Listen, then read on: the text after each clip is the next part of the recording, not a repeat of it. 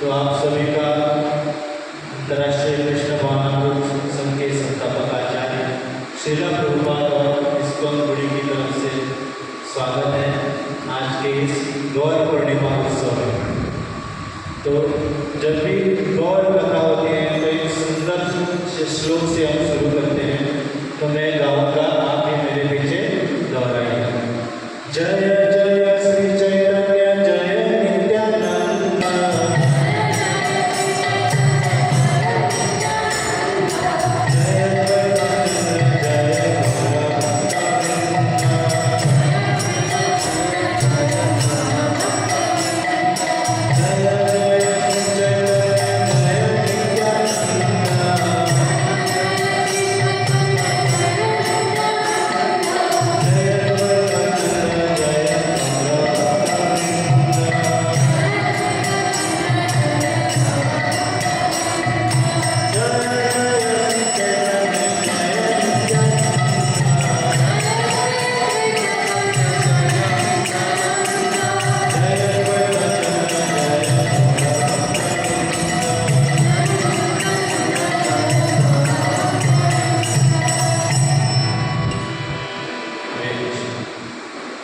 तो एक बहुत ही सुंदर श्लोक जो कि चैतन्य चरितामृत से है, उससे हम शुरू करेंगे।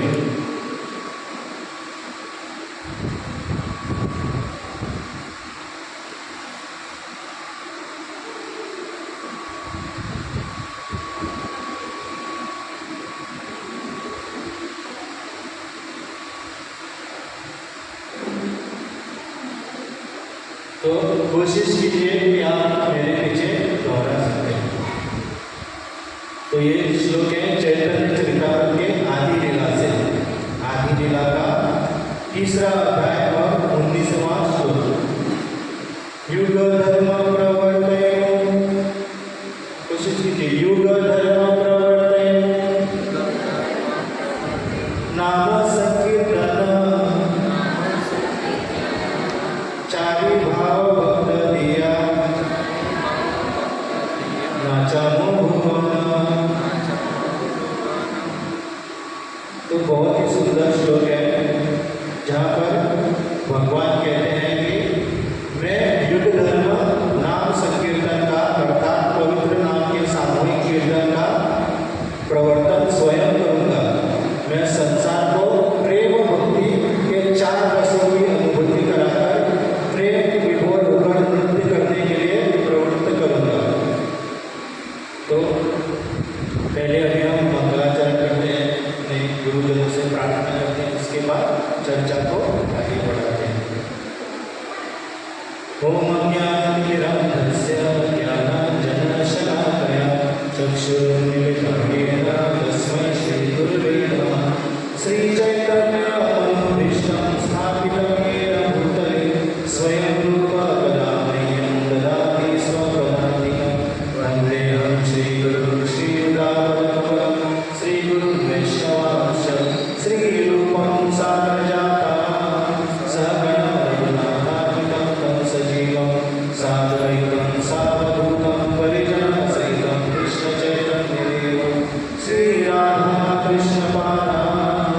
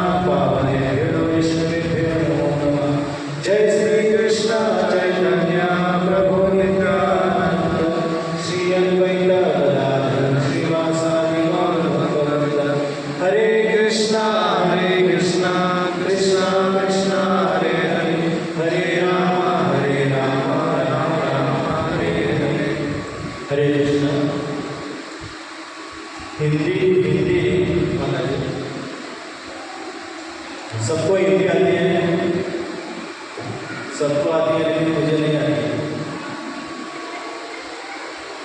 तो कोशिश करता हूँ, तो प्योर नहीं है।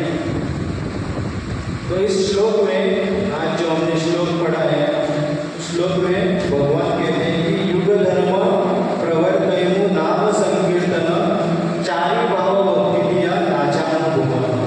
तो भगवान कृष्ण कह रहे हैं कि मैं युग धर्म नाम संकीर्तन का अर्थात पवित्र नाम के सामूहिक कीर्तन का प्रवर्तन स्वयं करूँगा, यानी कि प्रचार स्वयं करूँगा।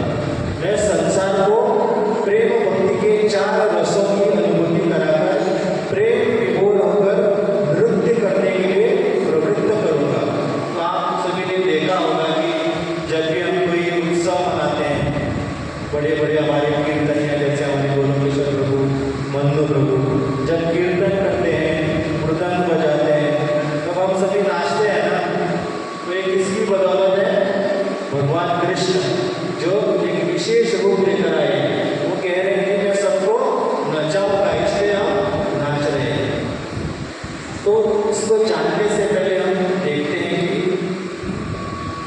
इस संसार में तीन चीजें बहुत ही दुर्लभ है।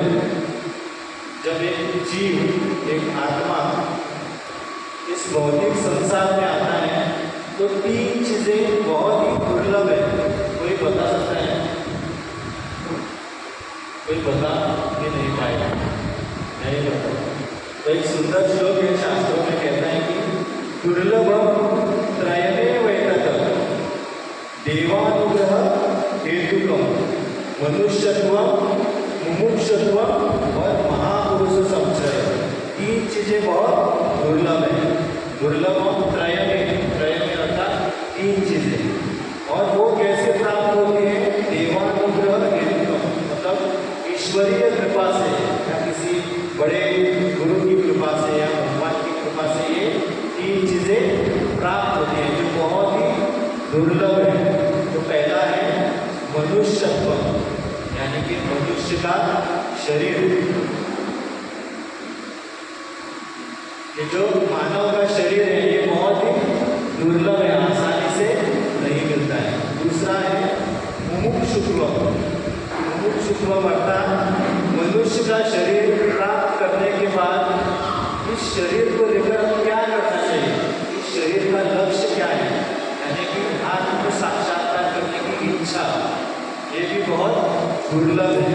और इसके बाद महापुरुष संशय।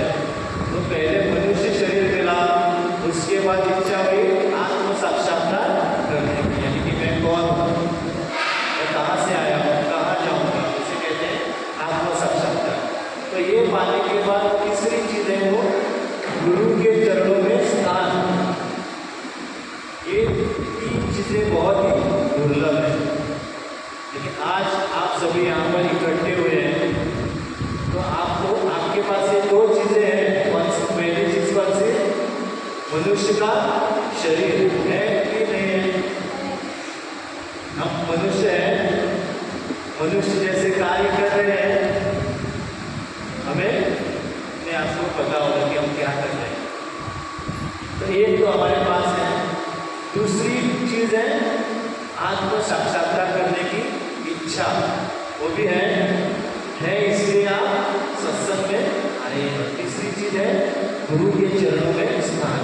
अगर आप सभी ध्यानपूर्वक या फिर प्रेम पूर्वक गंभीरता से इस श्रील प्रभुपाद के आंदोलन में भाग लेंगे, इस नाम संकीर्तन में भाग लेंगे, इस नाम संकीर्तन का कीर्तन करेंगे, तो ये तीसरी चीज भी आसानी से प्राप्त हो सकती है। तो शास्त्र में कई जगह पर बताया गया है कि मनुष्य का शरीर बहुत ही महत्वपूर्ण है, बहुत ही दुर्लभ है। दुर्लभ हो मानुष देहो देही नाम क्षण बंकुर तत्रापि दुर्लभम वन्य वैकुंठ प्रिय दर्शन। तो श्रीमद् भागवत में कहा गया है कि मनुष्य का शरीर बहुत ही दुर्लभ है। दुर्लभम मानुष देहो देही नाम क्षण बंकुर। मनुष्य का शरीर कितना दुर्लभ है और क्षण बंकुर है, मतलब कभी भी इस शरीर को हम खो सकते हैं, तो मृत्यु कभी भी आ सकती है। और उसके बाद मनुष्य का जन्म होगा कि नहीं होगा ये हमारे कर्मों के ऊपर आधारित है। कहा गया है कि मनुष्य का जन्म मिला है और उससे भी दुर्लभ है, तत्रापि दुर्लभम मन्ये वैकुंठ प्रिय दर्शन, अर्थात इससे भी दुर्लभ है भगवान के जो शुद्ध भक्त हैं उनका संग मिलना, ये बहुत ही और भी ज़्यादा दुर्लभ है। तो शास्त्रों में और एक जगह बताया गया है कि न गर्भवासा परम ही दुर्गम, इस भौतिक संसार में सबसे बड़ा दुख क्या है इसके बारे में कहा गया है। मनुष्य का शरीर तो हमको मिला है, फिर भी ये संसार पूरे दुखों से भरा हुआ है। तो सबसे बड़ा दुख क्या है? किसी को कोई डिजीज हुआ तो बहुत बड़ा दुख है क्या? किसी का एक्सीडेंट हो गया, बहुत वेदना हो रही है, किसी का पाँव फ्रैक्चर हुआ है, किसी का हाथ टूटा हुआ है, ये बहुत बड़ा दुख है क्या? शारीरिक स्तर पे अगर देखेंगे, भौतिक स्तर के ऊपर देखेंगे तो ये दुख जैसा लगेगा, लेकिन इस भौतिक संसार में आने के बाद सबसे बड़ा दुख है न गर्भवासा परम ही दुख, मतलब इससे बड़ा कोई दुख नहीं है। कौन सा? गर्भवास। गर्भवास मतलब गर्भ में आना, पुनरपि जननम पुनरपि मरणम, पुनरपि जननी जठरे शयनम, माँ के गर्भ में आना, जन्म लेना, फिर से मृत्यु होना, मृत्यु होने के बाद फिर से माँ के गर्भ में आना। तो ये जो जन्म मृत्यु का जो चक्र है ये सबसे बड़ा दुख है। और इसमें इतना दुख होने के बाद भी ये जो हमको मनुष्य का शरीर मिला है, तो उसके बाद ये जो मनुष्य शरीर है ये दुख के साथ एक सुख की भी बात है, क्योंकि हमको क्या मिला है? हम तो माँ के गर्भ में आकर चले गए, मृत्यु हो गई, फिर से माँ के गर्भ में आकर फिर से जन्म हो गया। अभी कौन सा जन्म मिला है? मनुष्य का जन्म मिला है। ये बहुत ही सुख की बात है, ये बहुत ही अच्छी बात है, क्योंकि इस शरीर से ही हम आत्म साक्षात्कार कर सकते हैं और दूसरे जीवों का भी हम उद्धार कर सकते हैं, अन्य जो जीव हैं उनको भी हम लाभ प्रदान कर सकते हैं। तो क्यों सबसे अच्छा है मनुष्य का जन्म? क्योंकि इस जन्म से हम, मनुष्य के जन्म से हम क्या कर सकते हैं? आत्म साक्षात्कार कर सकते हैं, हम इंक्वायरी कर सकते हैं कि मैं कौन हूँ, मुझे कहाँ पर जाना है। क्या ये भेड़ बकरी कर सकते हैं? कुत्ता बिल्ली ये सब कर सकते हैं? केवल मनुष्य के शरीर में ही ये संभव है, इसलिए इस शरीर को, इस मनुष्य के शरीर को बहुत ही क्या कहते हैं, सौभाग्यशाली कहा गया है। तो आत्म साक्षात्कार मतलब क्या है? मुक्ति प्राप्त करना। ये जो जन्म मृत्यु का जो चक्र है ये बहुत ही दुखदायक है, इससे मुक्ति प्राप्त करना इसको कहते हैं आत्म साक्षात्कार। तो मुक्ति कितनी प्रकार की होती है किसी को पता है? अपने अपने बुजुर्गों से या फिर शास्त्रों से सुना है कि मुक्ति मतलब मोक्ष, सबसे बड़ा लक्ष्य है मोक्ष प्राप्त करना। ऐसा हमने सुना है ना, मोक्ष।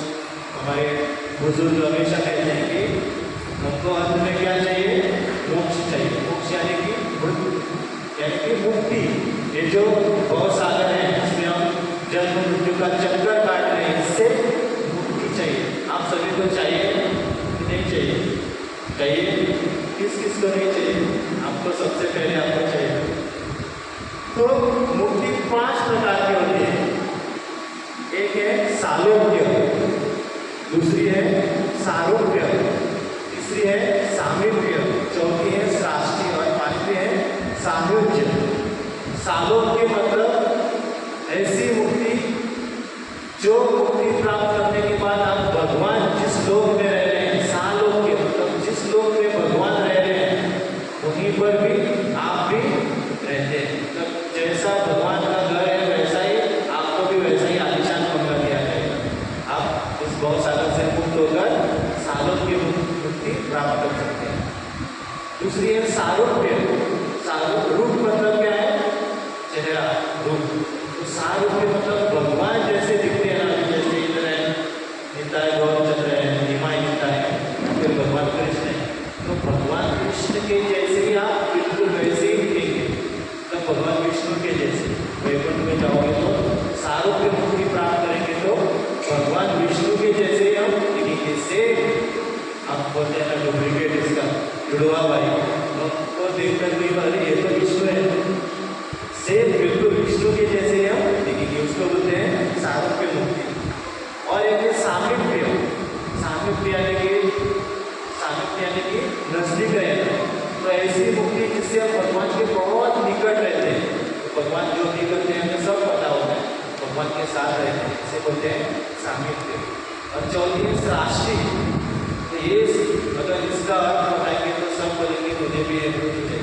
राष्ट्रीय मतलब भगवान के पास जितनी संपत्ति है उतनी संपत्ति आपके पास भी है, बहुत सारा धन, बहुत सारा ऐश्वर्य, जितना भगवान के पास है उतना ही आपके पास भी चाहिए, नहीं चाहिए। और एक है सायुज्य, यानी कि भगवान के शरीर में मर्ज होना, तो हिंदी में क्या कहते हैं, मर्ज मतलब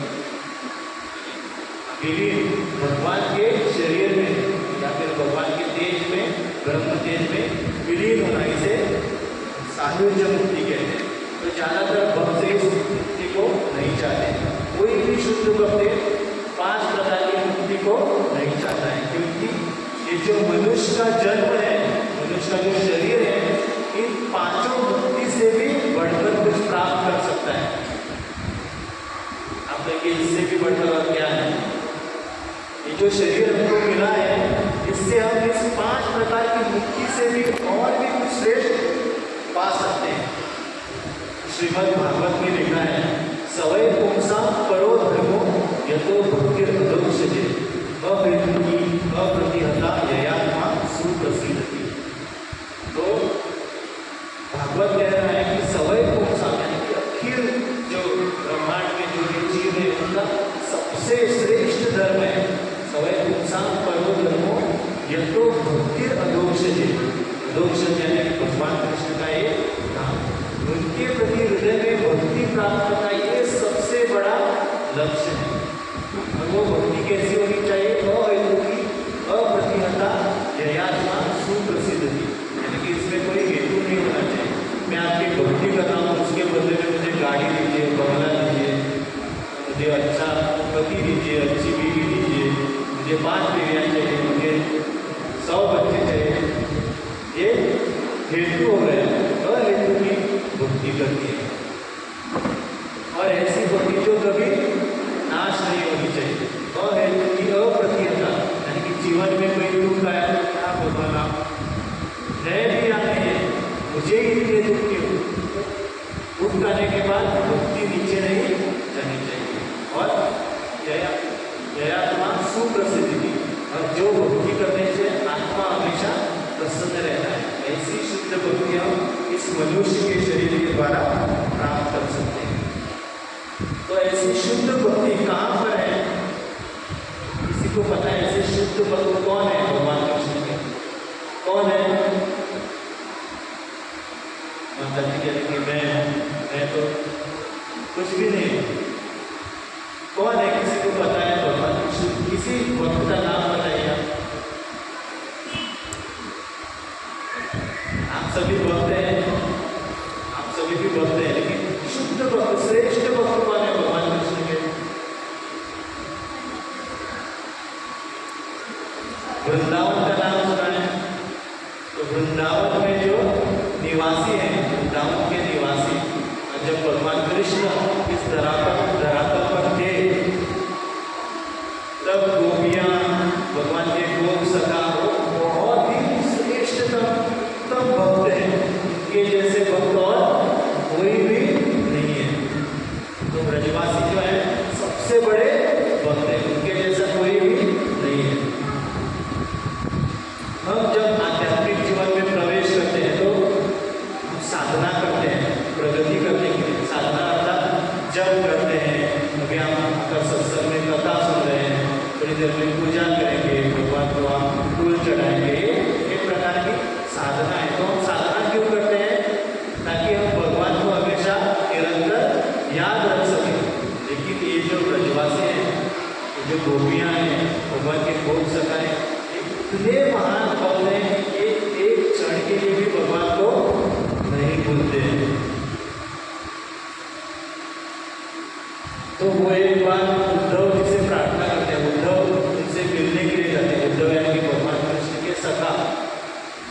उनसे मिलने के लिए जाते हैं तो वो उद्धव को बोलते हैं कि हमें ऐसा कोई उपाय बताए जिससे कि हम भगवान कृष्ण को भूल जाए, कि वो हमें इतने याद आते हैं हमारे दिमाग से जाते नहीं और उनकी विरह की पीड़ा हम सहन नहीं कर सकते हैं। तो ऐसा कोई उपाय बताओ जिससे कि हम उन्हें भूल सकते हैं। ऐसा कभी आपने अनुभव किया है? एक व्यक्ति को आप कभी नहीं भूलते हैं, ऐसा किया है? किसने लव मैरिज प्रेम विवाह किया है? मैं अकेला हूँ क्या? एक दो। तो शुरू में आपके जो प्रेमी थे या प्रेमिका, तो शुरुआत में क्या होता है कि आप निरंतर उसके ख्यालों में डूबे रहते हैं, डूबा रहता कि कोई गाना पहले, तो निरंतर उसके सोच में रहते हैं। उसने सुबह खाना खाया क्या, कि नाश्ता किया, दोपहर को खाना खाया, रात को खाना खाया, कितने बजे तुम सो गई, सुबह कब उठी, तो सब निरंतर हमारे मन में चलता रहता है कि मेरा जो प्रेमी है या फिर मेरी जो प्रेमिका है वो उस समय क्या कर रही है। तो ऐसी स्थिति जब हम भगवान के ऊपर, तो भगवान के प्रति जब ऐसा प्रेम हमारे हृदय में जागृत होगा तो वो है शुद्ध भक्ति। तो ऐसी शुद्ध भक्ति कौन कर रहे हैं? ब्रजवासी, यानी कि वृंदावन के निवासी। और उस तरह के प्रेम को, जैसा प्रेम ब्रजवासी भगवान कृष्ण से कर रहे हैं, वैसा प्रेम हमें देने के लिए भगवान श्री कृष्ण इस धरातल पर फिर से वापस आते हैं। जब भगवान कृष्ण द्वापर युग में अपनी लीलाएं समाप्त करके कहाँ पर जाते हैं? अपने धाम गोलोक में वापस जाते हैं। तब वो सोचते हैं कि युग धर्म प्रवर्तयन भय अंश है आमागिना अन्य नारे ब्रज प्रेम देते। तो भगवान कृष्ण सोच रहे हैं कि युग धर्म की स्थापना तो मेरे अंश, भगवान कृष्ण के कई सारे अवतार होते हैं, तो वो युग धर्म की स्थापना कर सकते हैं, लेकिन आमागिना अन्य नारे ब्रज प्रेम देते, मेरे अलावा और कोई भी ब्रज प्रेम, यानी कि वृंदावन के जो भक्त हैं जो इतना अत्यंत प्रेम करते हैं भगवान से, ऐसा प्रेम अन्य सामान्य जीवों को और कोई नहीं दे सकता, केवल मेरे अलावा। तो उस प्रेम को देने के लिए भगवान श्री कृष्ण 500 साल पहले आकर चले भी गए। तुमको पता है क्या? है पता? भगवान श्री कृष्ण वापस आकर चले भी गए। कब आए थे? 500 साल पहले। और क्या देने के लिए आए थे? कृष्ण प्रेम। जैसा प्रेम गोपियां कृष्ण से करती थी, उस तरह का प्रेम, उस तरह की भक्ति देने के लिए भगवान श्री कृष्ण आकर भी चले गए। तो कब आए थे? 500 साल पहले। और किस रूप में आए थे? किसी को पता है? तो आपके सामने है। कौन है? चैतन्य महाप्रभु। तो भगवान कृष्ण सोच रहे हैं कि मेरे अलावा और कोई ऐसी भक्ति, ऐसा प्रेम नहीं दे सकता है, इसलिए स्वयं उसको आना पड़ेगा। तो एक बार जो है राधा और कृष्ण वृंदावन में विहार कर रहे थे। वृंदावन में बहुत सारे वन है, वृंदावन यानी कि तुलसी महारानी का वन, तो उसमें से 12 वन प्रमुख हैं और उसमें से भी एक बहुत विशेष वन है। किसी को पता है? जो टीवी में बार निकालते हैं कुछ समय पहले न्यूज में, निधि वन या फिर निधि वन। तो उस निधि वन में जो कि राधा कृष्ण का बहुत ही पूज्य, बहुत ही क्लोज एक वन है, जहाँ पर राधा और कृष्ण लीला कर रहे थे। बहुत ही सुंदर, बहुत ही मधुर लीलाएं कर रहे थे, बहुत ही पूज्य सीक्रेट। तो लीला करते करते करते जब शाम हो जाती है तो दोनों रेस्ट करते हैं, राधा और कृष्ण दोनों विराम करते हैं। तब राधा रानी जो है एकदम चौंक कर उठ जाते हैं और भगवान कृष्ण को भी उठाते हैं, तो उठो करके। तो भगवान कृष्ण भी उठ जाते हैं। तो राधा रानी कहते हैं कि मैंने बहुत ही अलौकिक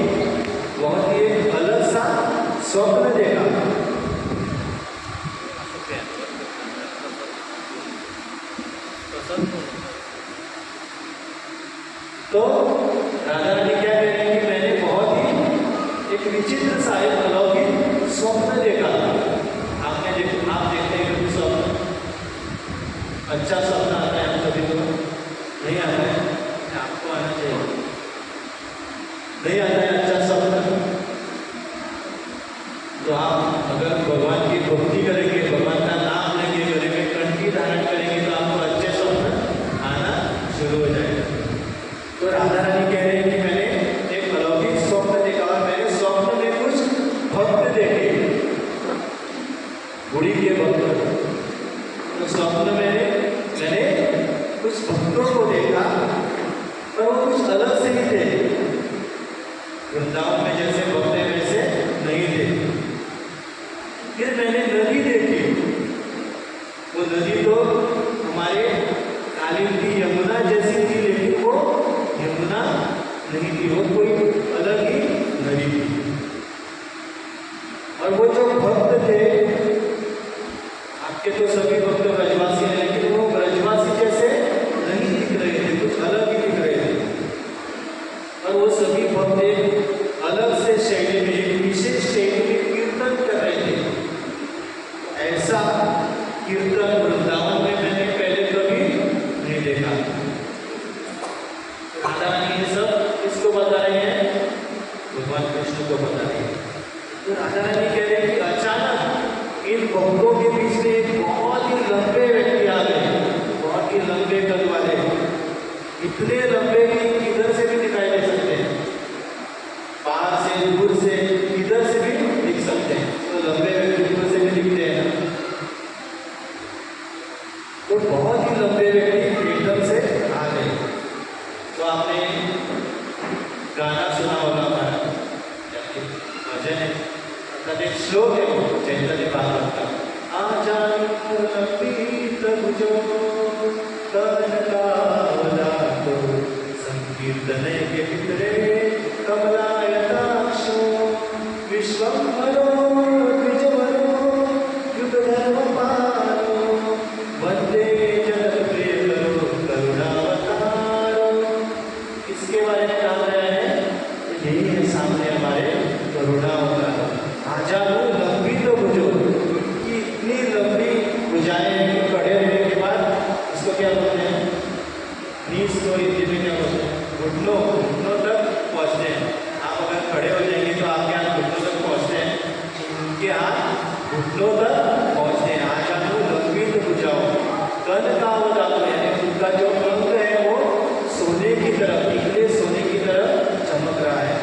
संकीर्तन है के पितरों, और उस संकीर्तन, इस महामंत्र के प्रचार कर रहे हैं, इस महामंत्र का प्रचार कर रहे हैं। संकीर्तन है के पितरों कमलायताक्ष, उनके जो नयन है कमल के पंखुड़ी के समान, देखिए कितने सुंदर है भगवान के नयन। विश्वम्भरो यानी कि पूरे विश्व का वो पालन करें। विश्वम्भरो यानी कि ब्राह्मण कुल में उनका जन्म है, सबसे श्रेष्ठ ब्राह्मण है, युद्ध धर्म पालन है, कलयुग का युद्ध धर्म का जो पालन कर रहे हैं। वंदे जगत प्रिय करो करुणावतार, ऐसे करुणावतार कौन है? श्री चैतन्य महाप्रभु। तो ये सब स्वप्न में कौन देख रही है? राधा रानी देख रही है। राधा रानी को अभी तक पता नहीं कि ये लंबे व्यक्ति कौन है।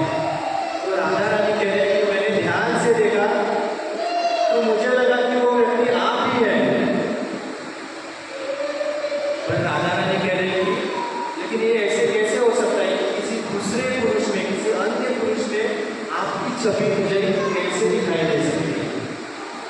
और तो आप तो श्याम वर्ण के हैं, और वो तो मेरा जो अंग है, मेरे अंग का जो वर्ण है उस वर्ण के हैं, तो आप कैसे हो सकते हैं? मेरे श्याम ही जैसे दिख रहे हैं, लेकिन मेरे श्याम नहीं है। फिर राधा रानी सोचते हैं कि कहीं वो व्यक्ति कुछ मैं तो नहीं। फिर राधा रानी फिर से कहते हैं मैं तो स्त्री हूँ और वो तो पुरुष है, तो मैं कैसे हो सकती हूँ? तो राधा रानी कहते हैं कि फिर वो जो व्यक्ति है लंबे भुजाओं वाले, वो आपके नाम का कीर्तन करने लगे। भज हरे कृष्णा जपो हरे कृष्णा, हे श्री हरि का नाम हरे। क्या करने लगे? बोलिए, भज हरे कृष्णा जपो हरे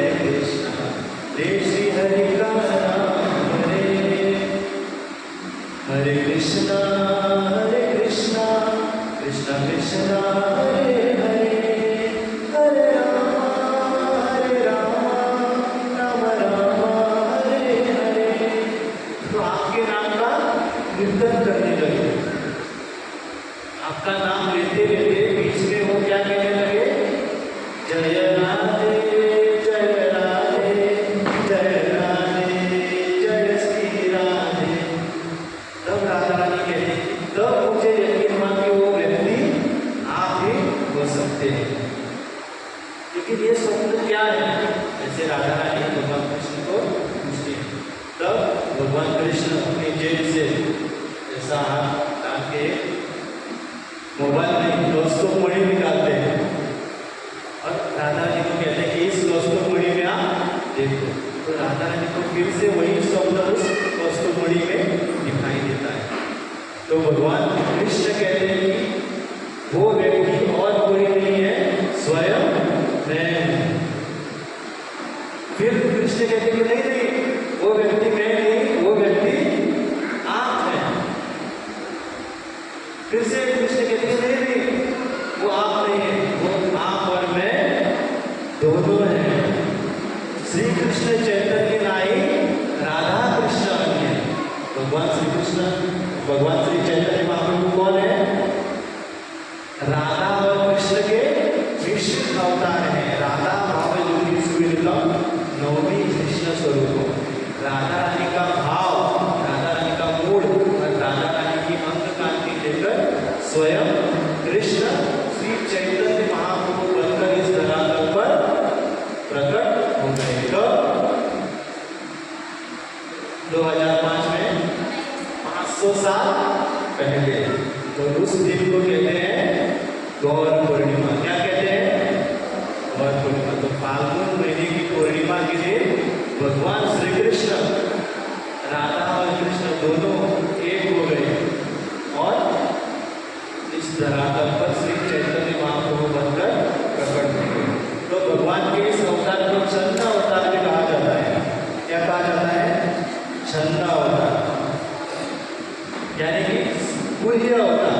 तो सबको पता नहीं है। तो एक बार आप सभी को पता था चैतन्य महाप्रभु के बारे में, इस मत में आने से पहले तो केवल शुद्ध भक्तों को या फिर भगवान के भक्तों को ही श्री चैतन्य महाप्रभु के बारे में पता होता है। तो एक बार हमारे वृंदावन में गौर पूर्णिमा का दिन था, उत्सव था। उत्सव में जैसे आप पीछे देखेंगे बहुत सारे फ्रूट्स हैं, बहुत बड़ा केक है। क्यों केक है? क्योंकि हम क्या मना रहे हैं? भगवान का जन्मदिन मना रहे हैं। तो एक भारतीय जोड़ा मतलब चप्पल का नहीं, इंसान का नहीं, लोग कपल्स वहाँ पर दर्शन लेने के लिए आते हैं। तो वो देखते हैं कि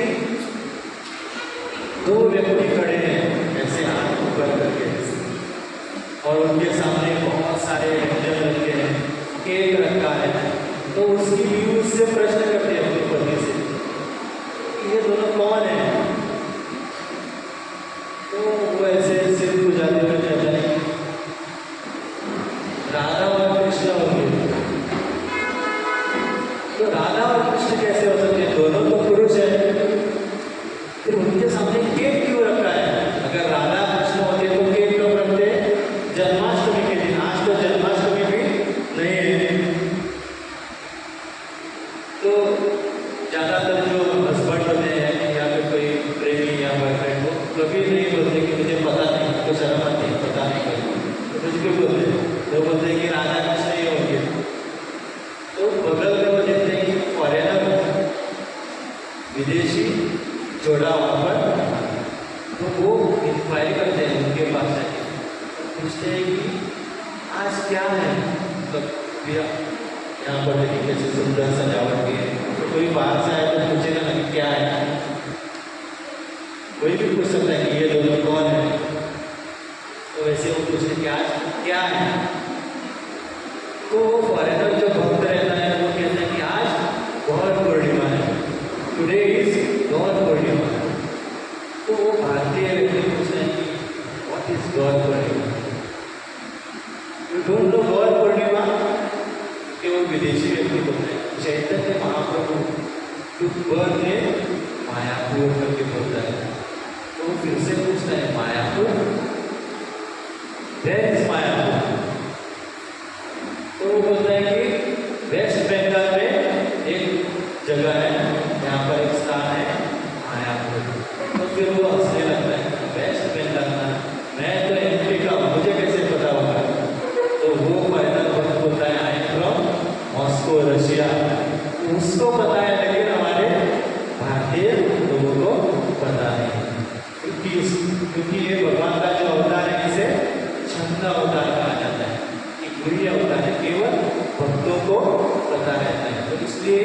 भगवान श्री कृष्ण चैतन्य महाप्रभु को जानना भी एक बहुत ही सौभाग्यशाली बात है।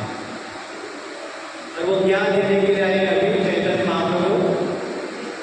भगवान कृष्ण और राधा एक होकर हमें क्या देने के लिए आए हैं? अभी कुछ समय पहले डिस्कस किया, क्या? हरिनाम। हरिनाम के द्वारा क्या देने के लिए आए हैं? कृष्ण प्रेम, ऐसा प्रेम जो वृंदावन के निवासी भगवान कृष्ण से करते हैं। तो इसलिए हमारे श्रील रूप गोस्वामी चैतन्य महाप्रभु के वक्त प्रार्थना करते हैं। अभी मैंने शुरुआत में प्रार्थना की थी ना, नमो महावदन्याय कृष्ण प्रेम प्रदाय कृष्णाय कृष्ण चैतन्य नामिने गौरीशे नमः। रूप गोस्वामी चैतन्य महाप्रभु को प्रार्थना करते हुए कहते हैं कि आप महावदन्याय, महावदन्याय के बहुत ही बड़े दयालु, सबसे बड़े दयालु हैं और आप सबसे बड़े दानवीर हैं। कौन कह रहे हैं? रूप गोस्वामी चैतन्य महाप्रभु कह रहे हैं कि आप सबसे बड़े दानवीर हैं। तो चैतन्य महाप्रभु कहते हैं कि मैं तो एक सन्यासी हूँ, मैं तो भिक्षुक हूँ, मैं क्या भला दान दे सकता हूँ? तो रूप गोस्वामी कहते हैं कि आप नमो महावदन्याय कृष्ण प्रेम प्रदायते, आप क्या दान कर रहे हैं? कृष्ण प्रेम, सबसे बड़ा उपहार है, सबसे बड़ी भेंट है इस पूरे ब्रह्मांड में। अगर आप किसी को कुछ देना चाहते हैं तो कृष्ण भक्ति में उसे आइए, सबसे बड़ी भेंट है, सबसे बड़ा उपहार है, सबसे बड़ा गिफ्ट है। अगर किसी को सबसे बड़ा गिफ्ट देना है तो कृष्ण भक्ति में जुड़ना है। तो चैतन्य महाप्रभु कहते हैं कि ये तो कृष्ण भक्ति कृष्ण दे सकते हैं, मैं कैसे दे सकता हूँ? तो गोस्वामी कहते हैं कि कृष्णाय कृष्ण चैतन्य, आप ही वो कृष्ण है। तो चैतन्य महाप्रभु कहते हैं कि मैं तो गौर वर्ण का, कृष्ण तो श्याम वर्ण के, मैं कैसे कृष्ण हो सकता हूँ? तो बोलते हैं कि कृष्णाय कृष्ण चैतन्य नामिने गौर कृष्ण नमः। नाम तो आपने श्री कृष्ण चैतन्य ने लिया, लेकिन आप भी वो कृष्ण है जो गौर वर्ण का रूप धारण करके इस तरह तक आए हैं। तो भगवान कृष्ण के जो अनन्य भक्त होते हैं वो भगवान को किसी भी रूप में पहचानते हैं। तो कृष्ण जब अपने धाम में चले जाते हैं तब ये सोचते हैं कि मेरे बिना और कोई ये कृष्ण प्रेम, ये ब्रज भक्ति नहीं दे सकता है। कृष्ण कहते हैं कि चिरकाल नाही करी प्रेम भक्ति दान, भक्ति बिना जगतेर नाही अवस्था। बहुत ही सुंदर श्लोक है चैतन्य चरितामृत में, 2-3 श्लोक हम पढ़ेंगे क्योंकि ये चैतन्य चरितामृत से मेरे फेवरेट श्लोक है। कृष्ण कह रहे हैं कि चिरकाल नाही करी प्रेम भक्ति दान, बहुत सारे युग बीत गए लेकिन मैंने प्रेम भक्ति नहीं दी। तो ऐसे प्रेम भक्ति के बिना इस भौतिक जगत का जो निर्माण है वो व्यर्थ है, ऐसा कौन कह रहे हैं? भगवान श्री कृष्ण कह रहे हैं। तो मैंने चश्मा नहीं पहना है, देखते हैं दिखाई देता है। तो बहुत सारे सुंदर श्लोक हैं इसमें भगवान श्री कृष्ण कहते हैं कि चिरकाल नाही करी प्रेम भक्ति दान, भक्ति बिना जगतेर नाही अवस्था। दीर्घ काल से मैंने अपनी अनन्य प्रेम भक्ति का दान विश्व के निवासियों के लिए नहीं दिया है। ऐसी प्रेममयी अनुरक्ति के बिना भौतिक जगत का अस्तित्व व्यर्थ है। और भगवान कह रहे हैं सकल जगत मोरे करे विधि भक्ति, विधि भक्ते ब्रज भाव पाइते नहीं शक्ति। कृष्ण कह रहे हैं कि संपूर्ण जगत जो है मेरी भक्ति कर रहा है, लेकिन कैसे? विधि भक्ति। विधि भक्ति का अर्थ है कि जैसे शास्त्रों में लिखा है कि अगर ये आप ऐसा ऐसा करेंगे तो आपको ऐसा ऐसा मिलेगा, तो एक विधि बताई गई है, इसलिए हम वो कर रहे हैं। शाम को दिया लगाना है, नहीं तो घर में लक्ष्मी नहीं आएगी। सुबह भगवान को फूल नहीं चढ़ाया तो आप बाहर जाएंगे तो आपका काम नहीं होगा। तो एक विधि है, विधि बताए अगर आपका ये होना है तो ऐसा ऐसा करना है। तो चैतन्य कृष्ण कह रहे हैं कि सकल जगत बड़े बड़े विधि भक्ति, और ऐसी विधि भक्ति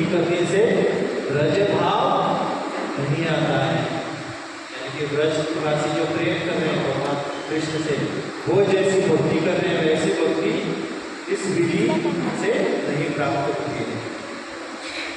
ऐश्वर्य जाने के सब जगत मिश्रित, ऐश्वर्य शील प्रेम नाही मरते। बहुत ही सुंदर भगवान कह रहे हैं कि ऐश्वर्य जाने के सब जगत मिश्रित, मेरे ऐश्वर्य को जानते हुए सारा संसार मुझे भय एवं सम्मान की दृष्टि से देखता है, किंतु ऐसे सम्मान से छिपी हुई भक्ति मुझे आकृष्ट नहीं करती। तो कोई एक बहुत बड़ी शक्ति है, उससे डर कर या फिर उस शक्ति को अगर हम पूजेंगे तो हमारा कुछ फायदा होगा, ये जानकर जो भगवान की शरण लेता है ऐसी भक्ति मुझे प्रिय नहीं है। ऐसा कौन कह रहे हैं? भगवान कृष्ण कह रहे हैं।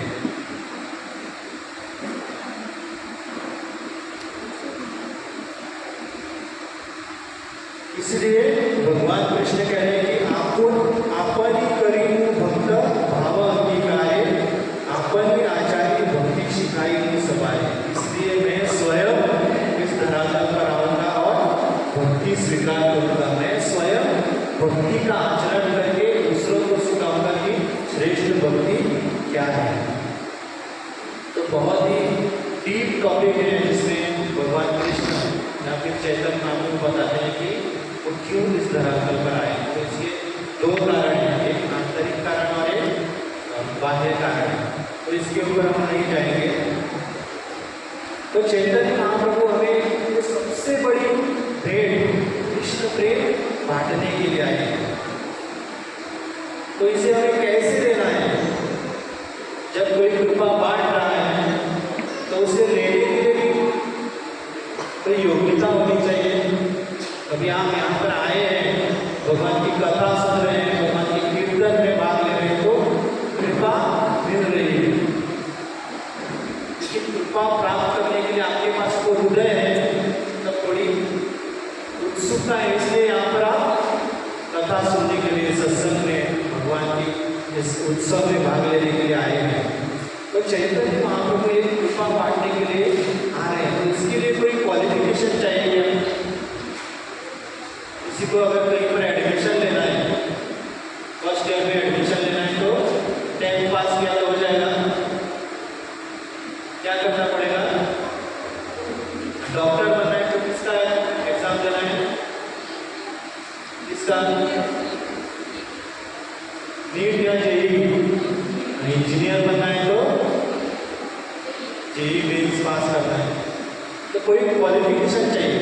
तो उसी तरह भगवान कृष्ण चैतन्य महाप्रभु के रूप में अगर जो कृपा बांट रहे हैं उसको लेने के लिए कोई पात्रता चाहिए कि नहीं चाहिए? तो शास्त्र में वर्णन किया है कि पात्र अपात्र विचार नाही स्थान अस्थान, जे जहां पाए तहां करे प्रेमदान। तो भगवान कृष्ण चैतन्य महाप्रभु के रूप में आकर हमें कृपा बांट रहे हैं। किसको बांट रहे हैं? पात्र अपात्र, किसी को नहीं देख रहे कि ये योग्य है कि अयोग्य है, सबको बांट रहे हैं। कोई नहीं, ये नहीं देख रहे कि ये जगह योग्य है या अयोग्य है। कहीं पर भी जो जहाँ पाए तहाँ करे प्रेमदान, जो जहाँ मिलता है उसको प्रेम प्रदान करते हैं। जय प्रेम भक्ति दाता बताता तो हमारा, उत्तम अधम किचु ना कोई लोग विचार। कोई उत्तम व्यक्ति है या कोई अधम है, जिसको धूम या न कोई विचार नहीं कर रहे, सबको बांट रहे हैं। लेकिन जब हम देखते हैं कि पात्रता नहीं चाहिए, कुछ लेने के लिए पात्रता नहीं चाहिए, जैसे कि अभी यहाँ पर पीछे भोग लगा है, अभी भोग लगा नहीं है, लेकिन भोग लगाने के लिए बहुत सारे फल, केक जैसे मैंने बताया तो रखा है।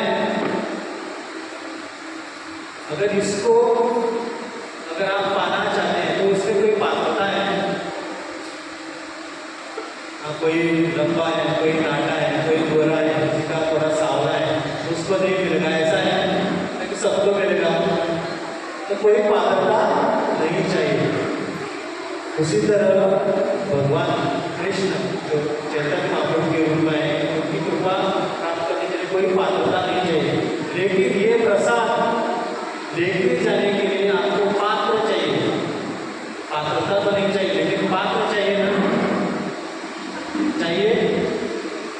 या अगर आपको कुछ फल बांट रहा हूँ तो आप कैसे लेंगे? हाथ में लेंगे। लेकिन कुछ बड़ा है या कुछ ज़्यादा है तो कैसे लेंगे? थैली चाहिए, बर्तन चाहिए ना, तभी आप ले सकते हैं। वही बहुत सारा फ्रूट्स बांट रहा है, ये भी है, जैसे कि वाटरमेलन है, बड़ा है 10 किलो का, और आप छोटी सी थैली लेकर आ गए, जाएगा उसमें? नहीं जाएगा। मान लीजिए कि कोई पनीर की सब्जी है, बहुत सारी बची हुई है, अगर आपको लेके जाना है, कोई भी लेके जा सकता है आपके से, कोई योग्यता की जरूरत नहीं है, सबको मिल सकती है। लेकिन लेके जाने के लिए क्या चाहिए? क्या चाहिए? हाँ, पार्सल फिश भी बोलते हैं ना, टोकरी। बर्तन चाहिए ना, पार्सल करने के लिए कुछ तो चाहिए। मान लीजिए कि मैं आपको कोई टीवी दे रहा हूँ बड़ा सा, फिश भी में लेके जा सकते हैं। क्या चाहिए? कोई बड़ी गाड़ी चाहिए। रेफ्रिजरेटर दे रहा हूँ, क्या चाहिए? गाड़ी चाहिए। मान लीजिए कि आपको मैं एसी दे रहा हूँ, तो एसी लगाने के लिए ऊपर क्या चाहिए? जगह चाहिए, उसको बोलते हैं पात्र। पात्रता नहीं चाहिए, लेकिन पात्र चाहिए ना, कुछ लेके जाने के लिए पात्र चाहिए। मान लीजिए कि मैं आपको 5-5 लीटर दूध दे रहा हूँ, मैंने मंगवाया है, गाड़ी आ गई, सबको 5-5 लीटर दूध मिलेगा, तो क्या लेकर आना पड़ेगा? बड़ा बर्तन लेकर आना पड़ेगा। अगर मैं आपको पैसे बांट रहा हूँ लीगली, तो आपका क्या होना चाहिए? पात्र क्या है? क्या है? अकाउंट नंबर, बैंक में खाता होना चाहिए, वो है पात्र। तो किस चीज को आप ले रहे हैं उसके ऊपर निर्भर करता है कि पात्र कैसा होना चाहिए। 5 मिनट में खत्म करता हूँ। तो चैतन्य महाप्रभु क्या देने के लिए आए हैं? कृष्ण प्रेम देने के लिए आए हैं। तो वो नहीं देखते कि कोई योग्य है या अयोग्य है, कोई पात्र है या अपात्र है, नहीं देख रहे हैं, सबको दे रहे हैं। वो न रहते हुए भी अभी भगवान अपने नाम पर चले गए, फिर भी भगवान का अस्तित्व, भगवान अपने नामों में यहाँ पर है, और हम आकर हर हफ्ते भगवान के नाम का उच्चारण करते हैं, फिर भी हमें वो कृष्ण प्रेम मिला है कि नहीं मिला है? मिला है। क्यों नहीं मिला है? क्योंकि हमको पात्र लेकर नहीं आ रहे हैं। कृपा तो चैतन्य महाप्रभु बांट रहे हैं, लेकिन हम दूध वापस लेके जाने के लिए बर्तन लेके नहीं आए, तो कैसे दूध लेके जाएंगे? तो हमारे पास पात्र नहीं है। क्या है वो पात्र?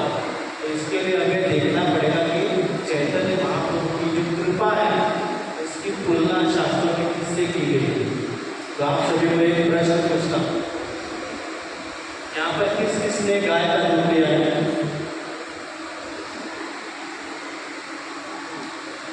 बाकी कोई दूध भी दे रहे हैं, माँ का दूध तो पिया है हम सबने।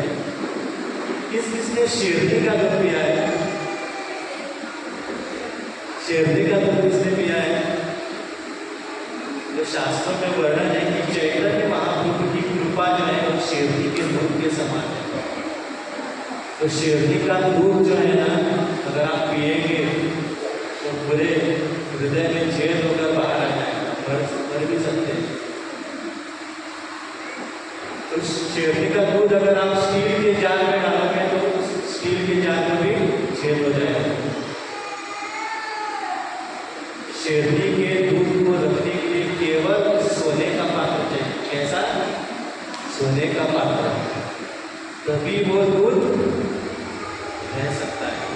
इसी तरह चैतन्य महाप्रभु की कृपा है, उसे रखने के लिए हमारा हृदय कैसे होना चाहिए? सोने के समान होना चाहिए, तभी हमें वो कृपा प्राप्त हो सकती है। सोने का हृदय यानी कि कोई जाके हॉस्पिटल में ऑपरेशन करके सोना नहीं डालना है। सोने का हृदय अपना हृदय शुद्ध होना चाहिए, हृदय में बहुत सारा प्रेम होना चाहिए। और वो प्रेम कैसे आ सकता है?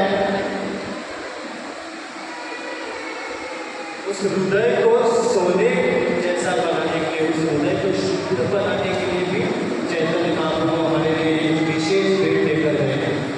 बोलोगे प्रेम धन हरिनाम संकीर्तन।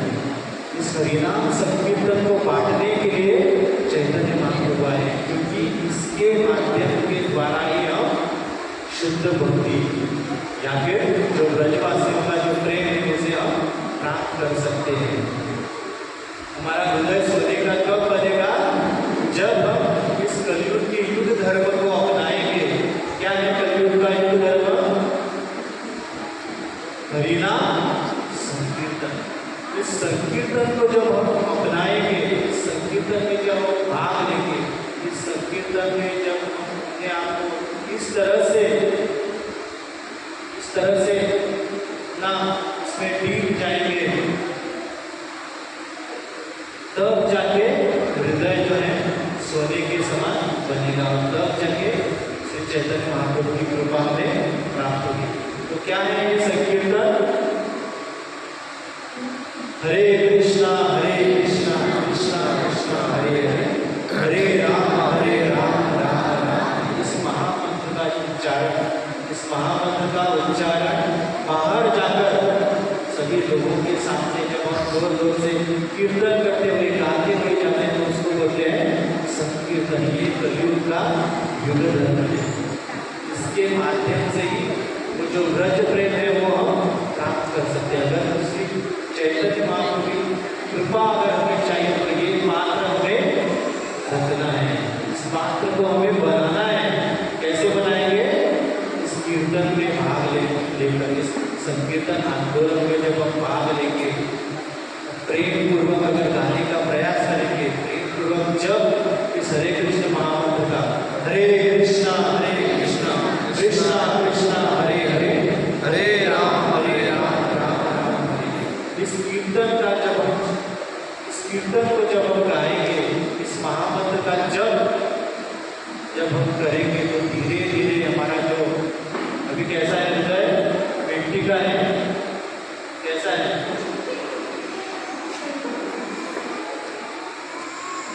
मेरा तो लोखंड का है, पूरा जंग लग गई, उस काम का नहीं। जब हम इस संकीर्तन को गाएंगे, इस नाम संकीर्तन को दोहराएंगे, नाम संकीर्तन में भाग लेंगे तो धीरे धीरे हमारा जो हृदय है वो सोने का बन जाएगा। तभी ये जो पात्र है वो तैयार हो जाएगा भगवान कृष्ण की, भगवान श्री चैतन्य महाप्रभु की कृपा को प्राप्त करने के लिए। तो व्यक्त करे भागवत कहे बार बार, कलयुग के युग धर्म नाम संकीर्तन सार। कलयुग का युग धर्म है नाम संकीर्तन, यही सार है कलयुग। इसके अलावा कोई श्रेष्ठ कुछ भी इस कलयुग में नहीं है। केवल और केवल हरि का नाम, हरे नाम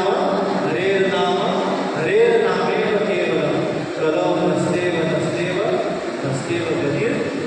इस कलयुग में और किसी भी विधि में इतनी गति नहीं, और कोई भी विधि आप कुछ भी कीजिए कृष्ण प्रेम प्राप्त नहीं होगा। केवल और केवल इस हरे कृष्ण महामंत्र के जप और इस हरे कृष्ण महामंत्र के कीर्तन के द्वारा ही हम चैतन्य महाप्रभु की कृपा को प्राप्त कर सकते हैं। तो आज हम यहाँ पर श्री चैतन्य महाप्रभु का प्राकट्य मना रहे हैं। तो आज के दिन हम सब यही प्रार्थना करते हैं कि भगवान श्री चैतन्य महाप्रभु की कृपा हमें प्राप्त हो, और इसके लिए भगवान श्री चैतन्य महाप्रभु ने जो हमें उपाय दिया है उसका हमें पालन करना है। तो क्या है?